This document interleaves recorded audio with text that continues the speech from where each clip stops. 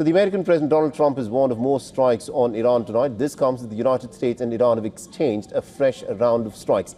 Effectively, what this means is that the memorandum of understanding that Donald Trump so famously signed at the Hall of Mirrors in the Palace of Versailles is effectively dead.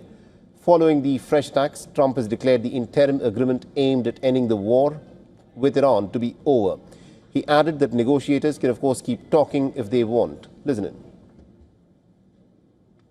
They're sick. There's something wrong with them. We said, go and do your funeral stuff. And instead of that, they start shooting rockets at ships yesterday. And so we hit them very hard last night, very hard. I would say 20 to 1, 20 times tougher. And I told them every time you hit, we hit. And of course, they're dirty players, so they go after everyone, probably including me. I've been #1 on their list for years.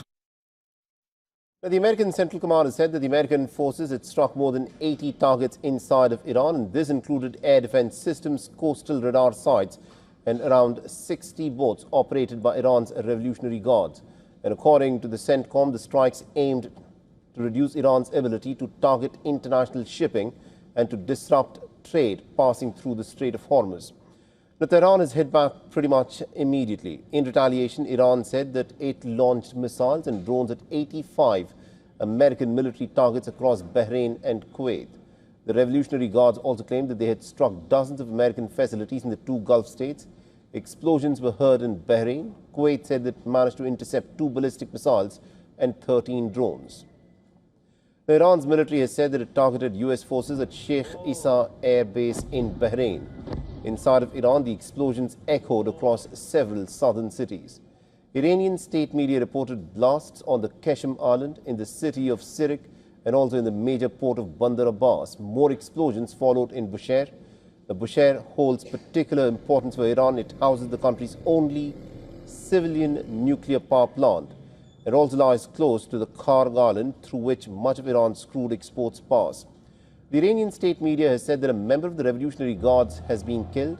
The foreign ministry said monitoring and observation sites along the southern coast had also been struck. Now, the United States on Tuesday revoked sanctions waivers that had allowed Iran to produce, sell and to deliver crude oil and other related products until the 21st of August. And now, following the U.S. strikes, the Iranians are calling for the closure of the Strait of Hormuz. The latest flare-up has already rattled the markets. Oil prices have risen sharply as concerns have grown over the security of the Strait of Hormuz. Now, the crisis has also fueled anger inside of Iran. Calls are growing within the country to close the Strait of Hormuz again. Any move to shut the waterway would have consequences far beyond the region. It would again disrupt energy supplies and would push oil prices even higher. Following the latest attack on southern Iran, they should completely close the Strait of Hormuz. Even if they place us under a naval blockade, even if they impose a maritime siege on us, the strait should be fully closed. Any ships that want to move through the Omani side with the United States' permission should also be confronted with a severe response so that they never dare to do such a thing again.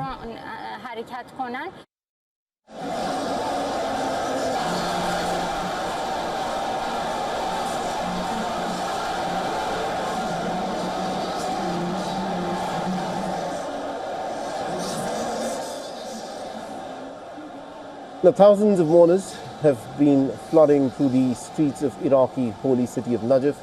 They marched alongside the coffin of Iran's supreme leader Ayatollah Ali Khamenei. The clerics offered prayers over the coffin before it continued with its journey to Karbala.